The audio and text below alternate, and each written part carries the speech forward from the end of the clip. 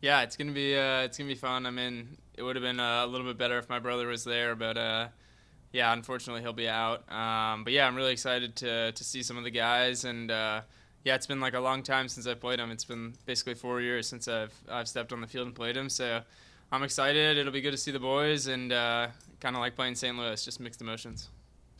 And being that it's a team that you're familiar with that you used to play on, do you think maybe it gives you an advantage, an edge? I mean, it always helps when you know guys, right? And you know players, and you know some of their tendencies. But I mean, at the end of the day, they're a really good team, and they've changed a lot for sure in the last couple of years. And but yeah, I think it's nice to know like Tolkien is a good friend of mine. It's nice to know them, but at the same time, it's weird to play them. So no, I mean it's nicer playing guys you know. It's more fun and more enjoyable, and I think both sides will be excited, and yeah, it'll be a fun game. And coming off that strong win against Atlanta, I mean, the mentality of the team, yourself, that has to be uplifting, right? That kind of victory, and now going into a week where you have two games, where's the headspace of yourself, the teammates at? Yeah, we just want to turn it around, and I mean Atlanta was good, but we want to shift our focus really quick.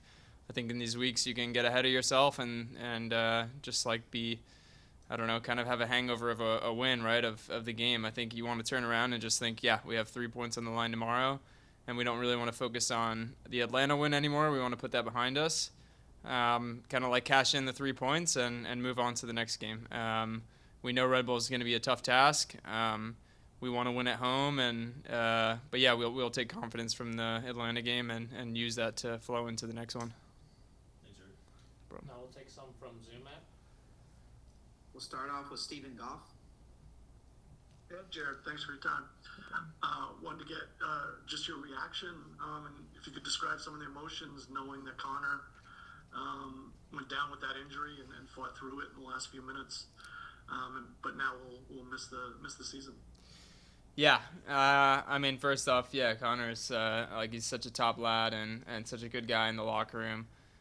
Just as a person, that's the most important thing is that I'm so bummed for him, and it's like gut wrenching, and it stinks for all of us. We feel it with him. We'll be there with him the whole way, and he'll be back before he knows it in preseason next year.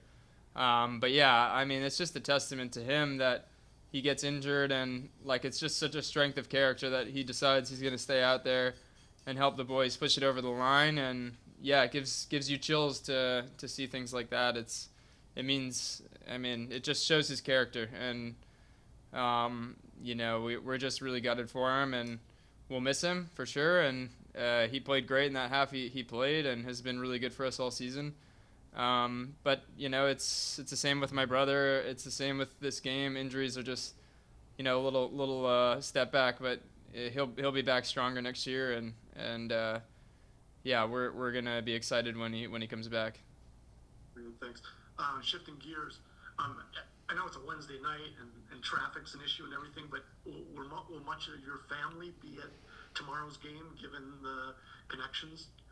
I mean, my dad has work, so he won't be able to come, and same with my brothers and Peter. I mean, he can't bear weight on it, so he won't be able to make it out, unfortunately. But yeah, there's a couple of my mom is coming down on the train, and just my girlfriend and some friends here. So unfortunately, like it's a midweek game, so I think it makes it a little tougher. But yeah, definitely my mom's excited, and they're all going to be watching on TV, the ones who can't make it. So it's like a little bit of a homecoming. So I'm excited about it.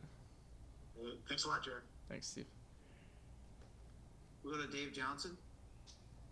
And remember, people that can't make it and are watching to choose the English language radio broadcast because I got to keep this going here. I mean, I got to keep the living going. It's not easy. Okay. Cyril, we kind of touched on it, but the game against Atlanta, when that own goal goes in, you're thinking, wow, is the universe against us? What galvanized you that it didn't seem like any of those hiccups bothered you guys on Saturday night? It seemed like you had real growth in the right direction mentally. Yeah, I think that's a big testament to the coaches.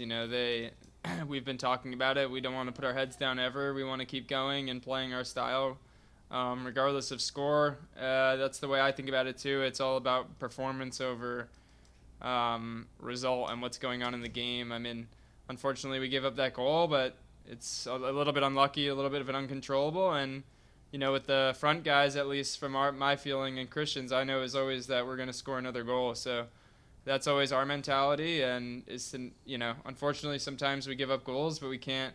It's like when we gave up the first goal, you can't see it as a setback. You have to see, just the next play and get on with it, because sometimes when teams score goals, they drop back, and then you might get a couple extra chances. So, we just push forward. Always want to play our way. That's what the coaches want us to do, and it just worked out. And obviously having Christian is nice. He's always liable for a goal. Is that what the confidence in comes from? You just always believe there's another chance in the next minute? Yeah, for sure. I mean, I think the way we've played and the way that I feel out there is that we're always creating chances. So sometimes all of them are going to go in. Sometimes maybe none of them are going to go in. But we always feel like the next chance is coming within seconds, right? We're turning the ball over well. It's the whole team, our defenders, Bones, everyone's building through, creating nice plays for us to get chances. So that's an exciting team to play on. And I've said this before, it's that's what you want in an attacker. Sometimes you're on teams where you're not sure if you're going to be scoring. But yeah, the threats that we have and what we know, it just feels good. It feels like we're always going to score. Anything we should focus on with Red Bulls that's on your mind? Not really. Just a fun matchup for me personally with Tolkien. He's a good friend of mine, and he was just an academy kid when I was coming up, and he was always a funny guy, and we've stayed in good touch, and I think it's going to be a really good matchup. He's a really good player, and I'm just excited to see him and have a good contest. Thank you.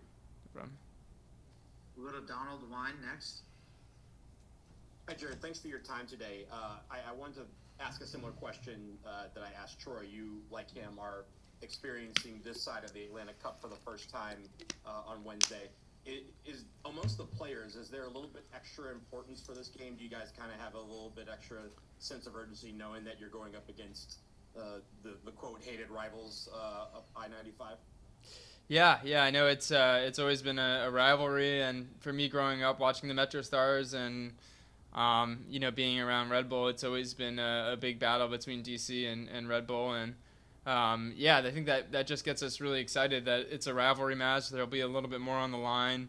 There's history within the clubs, and it's kind of two of the original clubs of the league, and we want to respect the history and tradition of it. And we've had some past players been coming in the past few weeks and shedding their light, and it's always been a big rivalry and a historic game. So we always want to be on the right side of the matchup, and I think Red Bulls has gotten the better of DC, I guess, in the last couple of years. So we want to rewrite that script. We don't, want that to continue on. And especially for our fans, we know that they're important to us. They're the reason we're doing well at home. We want to give them something to cheer about, and definitely don't want, the Red Bull fans to be going up, 95 happy tomorrow, right? We want to be on the winning side. So I think it's a respect of both, right? Red Bull gave me a lot, and DC's given me a lot, and for me it'll be a little bit different in that sense, but with respect to the club history, we want to rewrite the script of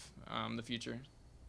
I know your brother isn't playing tomorrow, but has that stopped the trash talk for this game between the two of you?